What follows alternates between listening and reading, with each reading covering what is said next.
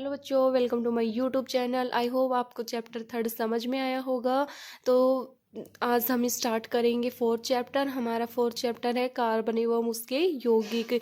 तो बच्चों please channel को सब्सक्राइब कर ले और बेल आइकन को प्रेस कर ले ताकि आने वाली न्यू वीडियो की नोटिफिकेशन आपको मिल सके। तो चलो हम स्टार्ट करते हैं 4th चैप्टर। हमारा 4th चैप्टर है कार्बन एवं उसके यौगिक। तो चलो हम पहले देखते हैं कि कार्बन होता क्या है, किस तरीके का होता है, ये प्रकृति में कितना पाया जाता है, ये सभी मैं बताऊंगी। तो कार्बन क्या होता है?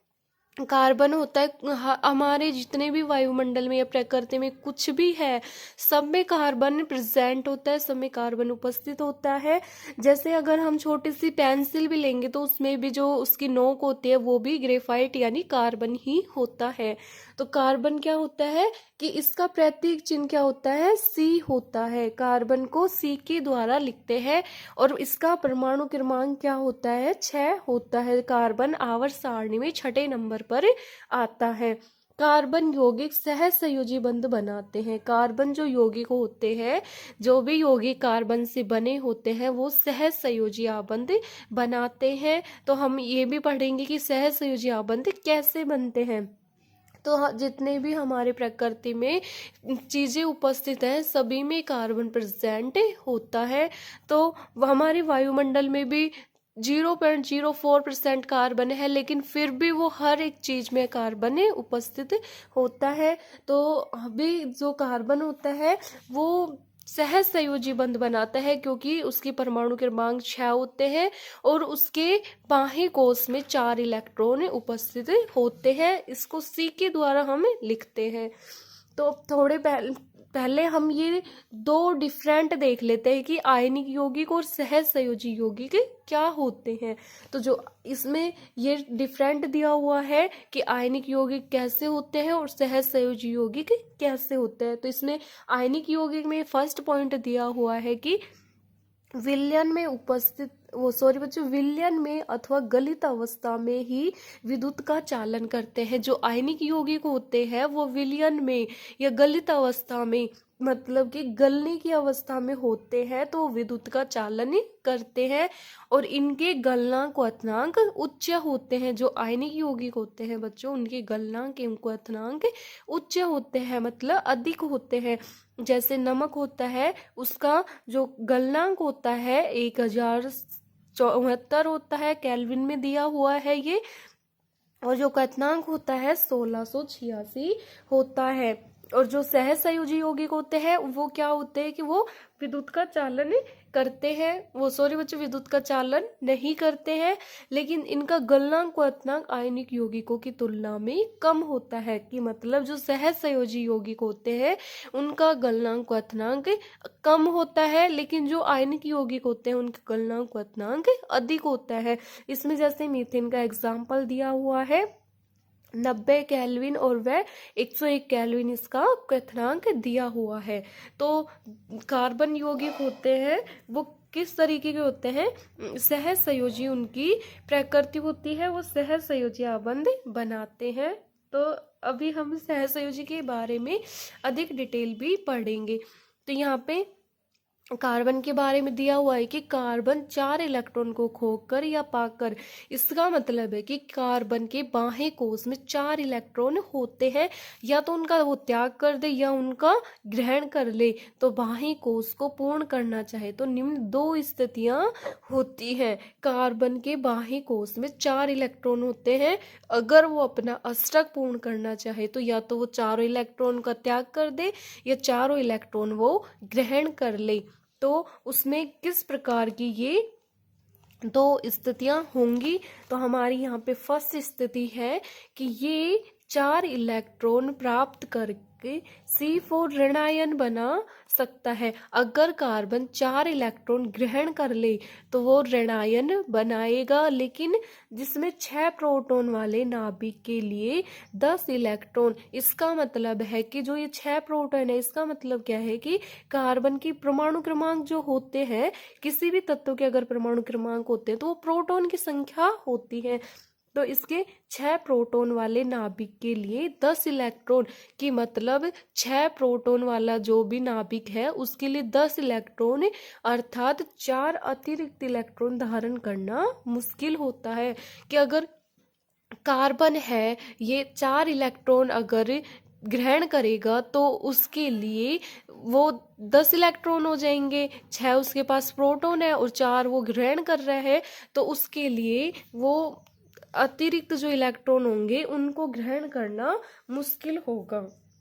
इसी तरीके से हमारी दूसरी स्थिति है कि ये 4 इलेक्ट्रॉन खो करके C4+ यानी कि धनायन बना सकता है। अगर कार्बन 4 इलेक्ट्रॉन त्याग दे तो वो धनायन बना लेगा, लेकिन 4 खोकर मतलब त्याग कर 6 प्रोटॉन वाले नाभिक में केवल 2 इलेक्ट्रॉन का कार्बन धनायन बनाने के लिए अत्यधिक ऊर्जा की आवश्यकता होगी। जैसे मान लिया यहाँ पे ये कार्बन का नाभिक है और जिसके बाएं सॉरी बच्चों के कोष में इस पे 2 इलेक्ट्रॉन है।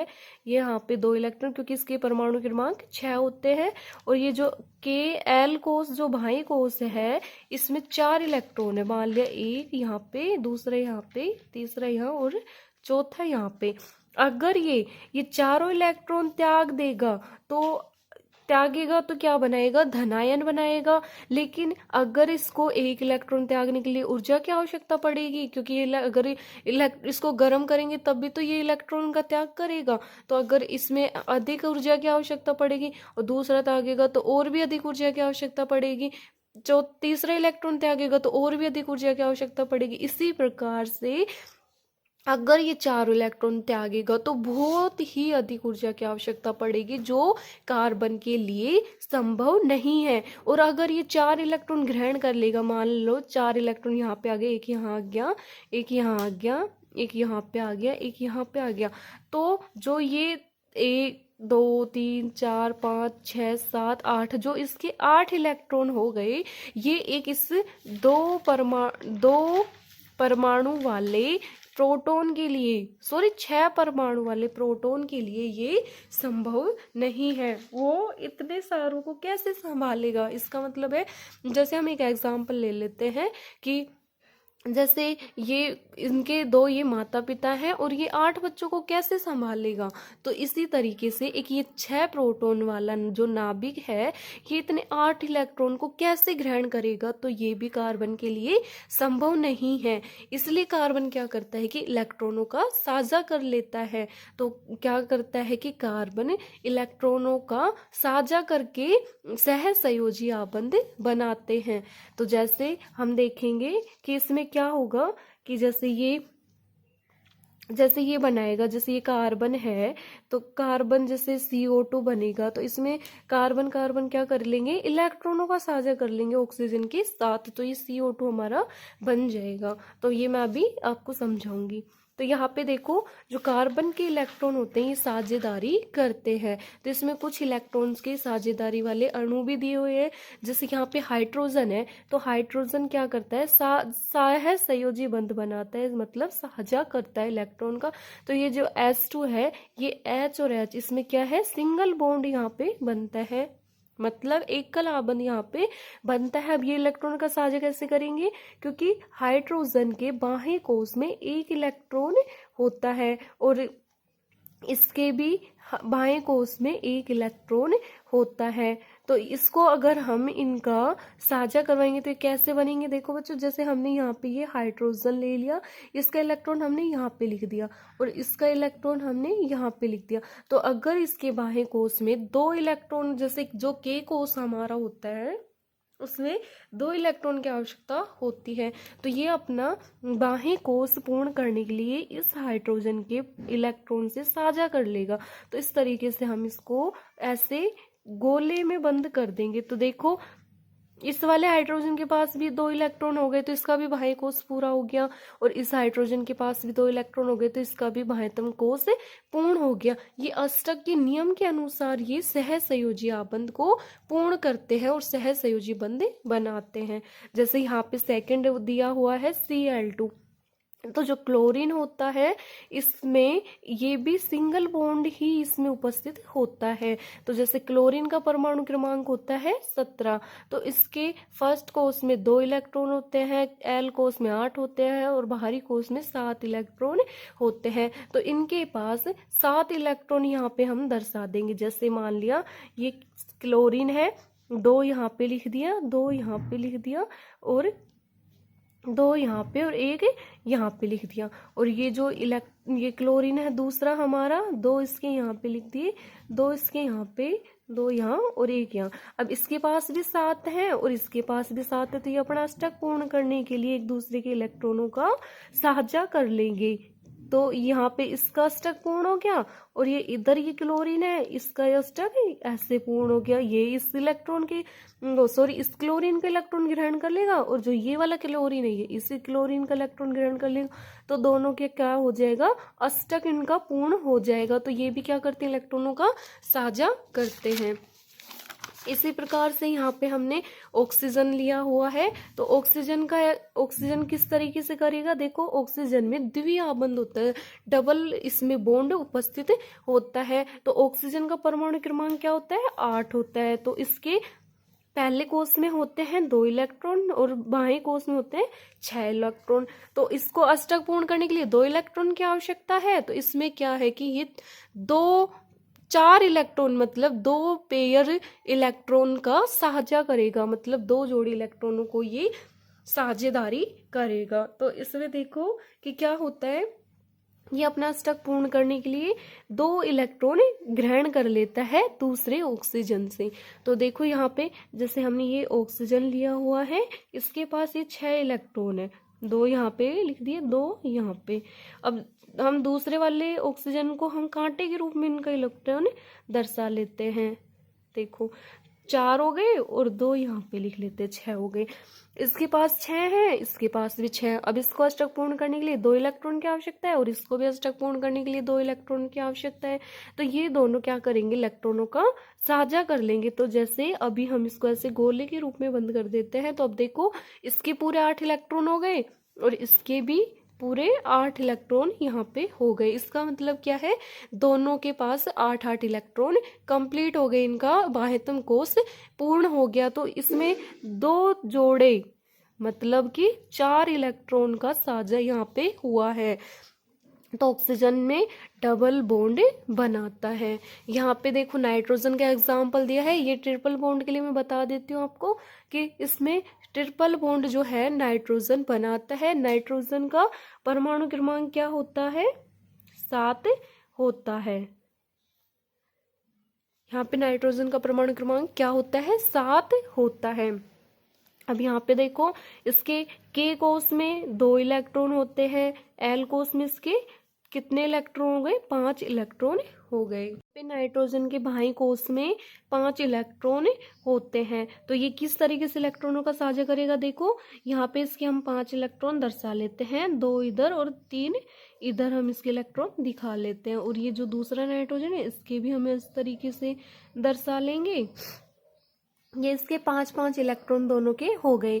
अब इसको अष्टक पूर्ण करने के लिए 3 इलेक्ट्रॉन की आवश्यकता है और इसको अष्टक पूर्ण करने के लिए 3 इलेक्ट्रॉन की आवश्यकता है। तो ये दोनों क्या करेंगे, इस तरीके से इनका साझा कर लेंगे और ये दोनों भी इस तरीके से साझा कर लेंगे। तो इसमें ये क्या हुआ कि 3 जोड़ी जो इलेक्ट्रॉन है, 3 पेयर इलेक्ट्रॉनों का यहाँ पे साझा हुआ है। मतलब हम कह सकते हैं कि 6 इलेक्ट्रॉन यहाँ पे साझेदारी हुए हैं। तो इनका जो है वो ट्रिपल बॉन्ड बनेगा यहाँ पे नाइट्रोजन के बीच में।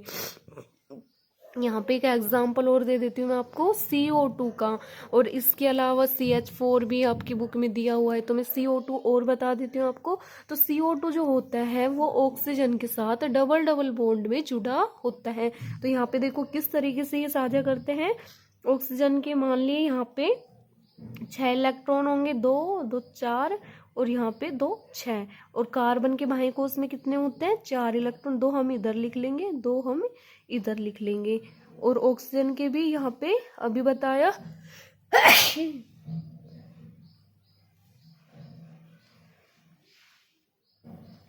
सॉरी, यहाँ पे ऑक्सीजन के भी हम 6 इलेक्ट्रॉन लिख लेंगे, 2 इधर और 2 इधर और 2 इधर। तो यहाँ पे जो ऑक्सीजन है इसके पास 6 इलेक्ट्रॉन पहले से हैं और इसको 2 इलेक्ट्रॉन की आवश्यकता है, तो ये कार्बन के 2 इलेक्ट्रॉनों से साझा कर लेगा। और जो कार्बन है इसके पास 4 इलेक्ट्रॉन पहले से हैं और 2 ऑक्सीजन के इधर ले लेगा ये और 2 ऑक्सीजन के इधर, तो इसके पास ये अष्टक इसका पूर्ण हो जाएगा ऐसे।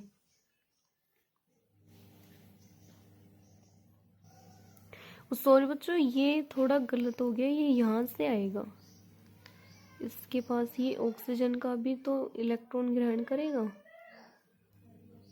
सॉरी, इसको आप थोड़ा ध्यान से देख लेना कि ये यहाँ पे गलती हो गई। ये मैं आपको रफ में एक बार और बता दूंगी, आपको समझा दूंगी। अब जो ये वाला ऑक्सीजन है इसको भी अष्टक पूर्ण करने के लिए यहाँ से ये कार्बन के इलेक्ट्रॉनों से साझा कर लेगा। तो एक बार मैं अभी आपको रफ में और बता देती हूँ, क्योंकि यहाँ पे थोड़ी सी ये गलती हो गई, तो मैं रफ में बता देती हूँ आपको कि किस तरीके से इसने इलेक्ट्रॉनों का साझा किया है। तो मैं आपको यहाँ पे ये रफ कॉपी है इसमें बता देती हूँ कि जो हमारा CO2 है वो कैसे इलेक्ट्रॉनों का साझा करता है। तो जो कार्बन होता है वो ऑक्सीजन के 2 परमाणुओं से जुड़ा होता है। तो जैसे इसमें जो ऑक्सीजन होते हैं वो कार्बन के साथ डबल बॉन्ड बनाते हैं, यानी द्विआबंध का निर्माण करते हैं। तो देखो जो कार्बन होता है इसके पास 4 इलेक्ट्रॉन होते हैं, तो हम इसके 4 इलेक्ट्रॉनों को ऐसे लिखेंगे जिससे कि आसानी से ये स्ट्रक्चर बन सके, आबंध बना सके। तो इसके 4 इलेक्ट्रॉन हमने ऐसे लिख दिए। और ऑक्सीजन के पास होते हैं 6 इलेक्ट्रॉन, तो यहाँ पे 2 इधर लिख देंगे, 2 इधर और 2 हम इधर लिख देंगे, इसके 6 हो गए। यहाँ पे ये दूसरा ऑक्सीजन है, 2 इसके इधर लिख देंगे, 2 इधर और 2 इधर। अब देखो जो कार्बन होगा वो ये 2 ऑक्सीजन के इधर के लेगा और 2 ऑक्सीजन के इधर, तो इसका अष्टक पूर्ण हो गया। देखो 4 और 4 8, तो इसका अष्टक यहाँ पे कंप्लीट हो गया। अब जो ये वाला ऑक्सीजन है ये कार्बन के 2 इलेक्ट्रॉनों से साझा कर लेगा और इसके भी अष्टक कंप्लीट हो गया। यहाँ पे ये वाला ऑक्सीजन है ये भी कार्बन के 2 इलेक्ट्रॉन साझा करेगा, यहाँ पे इसका अष्टक पूर्ण हो गया। तो ये स्ट्रक्चर इस तरीके से बनेगी बच्चों, प्लीज आप इसको इस तरीके से बना लें। इसमें थोड़ी सी प्रॉब्लम हो गई, ये मैंने गलती से यहाँ से ले लिया ये, जबकि ऑक्सीजन के भी 2 इलेक्ट्रॉनों से साझा करता है। जैसे यहाँ पे S8 दिया है, सल्फर दिया हुआ है, तो जो सल्फर होता है उसमें एक ये किंग के जो ये होता है ताज की तरह इसमें संरचना बनेगी। तो इसमें देख सकते हैं कि इस तरीके से यहाँ पे ये स्ट्रक्चर बनेगी, ये इस तरीके से इलेक्ट्रॉनों का साझा करते हैं। तो इसमें ये अगर हम इलेक्ट्रॉनों के द्वारा दर्शाएंगे तो ये ऐसे गिचपिस्सा हो जाएगा, समझ में नहीं आएगा, इसलिए इसकी स्ट्रक्चर इस तरीके से ताज की तरह बनाई हुई है। तो इसमें देखो कि 2 परमाणुओं के बीच इलेक्ट्रॉन के युग्म की साझेदारी के द्वारा बनने वाले आबंध सहसंयोजी आबंध कहलाते हैं। इससे का मतलब क्या है कि जैसे कोई भी 2 इलेक्ट्रॉन, 2 जो परमाणु होंगे, जैसे मान लिया हमने यहाँ पे नाइट्रोजन के 2 परमाणु हैं, अगर इसमें इलेक्ट्रॉनों का साझा होगा तो जो ये जो जोड़ा इसका अष्टक पूर्ण करा है, इसमें जो ये साझेदारी से बना है ये क्या कहलाएगा, सहसंयोजी बंध कहलाएगा। तो जो हमारे ये नाइट्रोजन के बीच ये ट्रिपल आबंध बनता है, ये किस प्रकार का बंध है, सहसंयोजी बंध कहलाता है। अभी हम नेक्स्ट टॉपिक पढ़ेंगे नेक्स्ट वीडियो में। तो यहाँ पे हमारी नेक्स्ट टॉपिक होगा कार्बन के सर्वतोमुखी प्रकृति। तो ये मैं अभी आपको पढ़ाऊंगी नेक्स्ट वीडियो में। आई होप आपको वीडियो अच्छी लगी हो तो वीडियो को लाइक करें, कमेंट करें, शेयर करें, प्लीज चैनल को सब्सक्राइब जरूर करें। मिलते हैं न्यू वीडियो में।